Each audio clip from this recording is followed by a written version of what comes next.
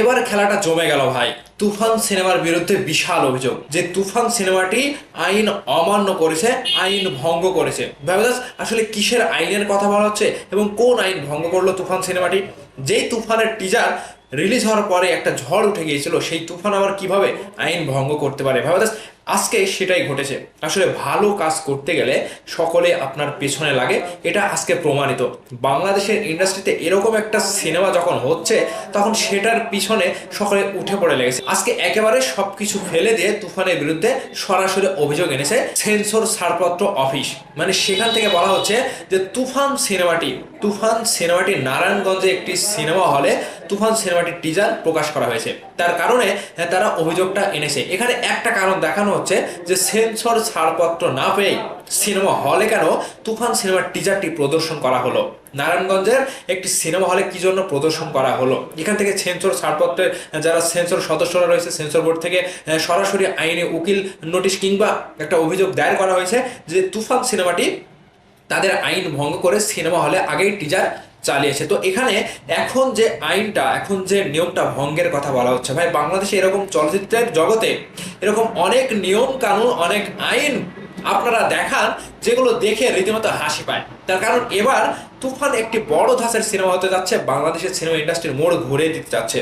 আর সেই তুফানের টিজারটি যখন হল মালিকদের কাছে ভালো লেগেছে তথা বাংলাদেশ সহ সারা বিশ্বের মানুষের কাছে ভালো লেগেছে, সেই টিজারটি সিনেমা হলে তারা চালিয়েছে ভালো লাগার দিক থেকে। এখানে আইন ভঙ্গ করা কিংবা সেন্সর পায়নি সেই সিনেমার টিজারটি সিনেমা হলে চালানো যাবে না, এখানে নতুন একটা নিয়ম হয়ে গেল না? কেন পাশের দেশের বলিউডের সিনেমা একটি সিনেমার ভেতরে যখন অন্য সিনেমার টিজার চালানো হয় তখন কি সেটা আইন ভঙ্গ করে? কিংবা আমাদের বাংলাদেশে যেটা বলা হয়েছিল যে রাজকুমার সিনেমার মধ্যে দরদ সিনেমার টিজারটি দেখানো হবে, তাহলে দরদ সিনেমা তো সেন্সর পেয়েছিল না, তাহলে রাজকুমারের মধ্যে যদি দরদের টিজারটি প্রকাশ করা হতো তাহলে কি সেন্সর বোর্ড থেকে এরকমও অভিযোগ তোলা হতো? আসলে আইন সেখানে মানায়। আর আপনারা যে আইনটা দেখাচ্ছেন, এখন মনে হচ্ছে যে যারা এই যে তুফানের টিজারটি দেখার পরে শাকিব খানকে আটকানোর চেষ্টা করছে কিংবা তুফানের পেছনে লেগেছে, ষড়যন্ত্রে লিপ্ত হয়েছে, তারা এখন ওই যে সেন্সর বোর্ডের সদস্যদের কানের ভেতরে মনে করেন যে ওই যে উল্টাপাল্টা মন্তব্য ঢুকিয়ে দিয়েছে এবং কুবুদ্ধি ঢুকিয়ে দেওয়ার পরে তুফান সিনেমাটিকে আটকানোর চেষ্টা করেছে। তো আসলে তুফান সিনেমাটিকে আটকানো সম্ভব? সিনেমাটি যেভাবে সাড়া ফেলেছে, দর্শকের মাঝে যেভাবে একটা মনে করেন যে হাইপ তুলেছে, সেই জায়গা থেকে যখন সেন্সর বোর্ডের সদস্যরা এর আগে থেকেই শাকিব খানের পেছনে লেগে থাকে, এবার আবার নতুনভাবে তুফান সিনেমাটিকে আটকানোর চেষ্টা করছে কিংবা তুফানের পেছনে লাগার পরে তারা কি আসলে সাকসেসফুল হবে?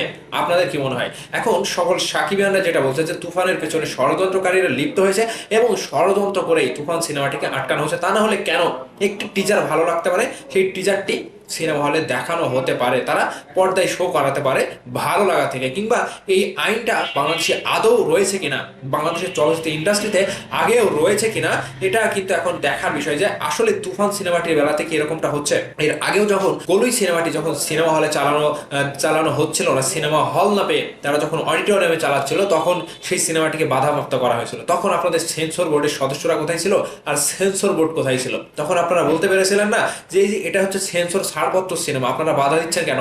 এটা মাঠে ঘাটে যেখানে সেখানে চালানো যেতে পারে। তো সেখানে আপনাদের সেই অভিযোগটা কোথায় ছিল? আর আজকে এসে তুফান সিনেমাটি যখন বিশাল আকারে সাড়া ফেললো, শাকিব খান যখন বাংলা সিনেমার মূল ঘুরে দিয়ে তুফানের টিজারটা যখন বিশ্বব্যাপী একটা আলোড়ন সৃষ্টি করেছে, সেই জায়গাতে এখন তুফান সিনেমাটি নিয়ে আপনাদের চুলকানিটা শুরু হয়ে গেছে। তো আসলে বাংলাদেশের আইন, বাংলাদেশের নিয়মকানুন, বিশেষ করে চলচ্চিত্রের নিয়মকানুন আমি একদমই এগুলো মানি না, এগুলো বিশ্বাস করি না। আপনারা এই যে একজনের পেছনে আরেকজন লেগেছেন না, তুফান সিনেমাটির পেছনে লেগেছেন, শাকিব খানের পেছনে লেগেছে, বিশেষ করে কিছু ব্যক্তিকে যদি শায়েস্তা করা যায় তাহলে এই সমস্ত কুকাণ্ড, এই সমস্ত কুমন্ত্র তাদের মাথা থেকে বের হয়ে যাবে। তো ভাই আজকে তুফানের বিরুদ্ধে অভিযোগ, কালকে শাকিব খানের বিরুদ্ধে অভিযোগ, কালকে একে বয়কট করা, কালকে ওকে বয়কট করা, চলচ্চিত্র ইন্ডাস্ট্রিতে এটা আজকে নতুন নয়, এটা বরাবর হয়ে যাচ্ছে। তবে এবার আবার নতুনভাবে তুফান সিনেমাটির বিরুদ্ধে যে উঠে পড়ে লাগলো, এটা আসলে খুবই দুঃখজনক যে বাংলা চলচ্চিত্র এগিয়ে যাচ্ছে আর সেই চলচ্চিত্রকে থামানোর জন্য তারা পাগল হয়ে যাচ্ছে। তো ভাইবাস এই সমস্ত বিষয়গুলো নিয়ে, শাকিব খানকে আটকানো, তুফান সিনেমাটিকে আটকানো, এই সমস্ত বিষয়গুলো নিয়ে আপনাদের মন্তব্য কি? অবশ্যই আপনাদের মূল্যবান মতামতটি ভিডিওর নিচে কমেন্ট করে জানাবেন। ভালো থাকবেন, সুস্থ থাকবেন। ধন্যবাদ সম্পূর্ণ ভিডিওটি দেখার জন্য।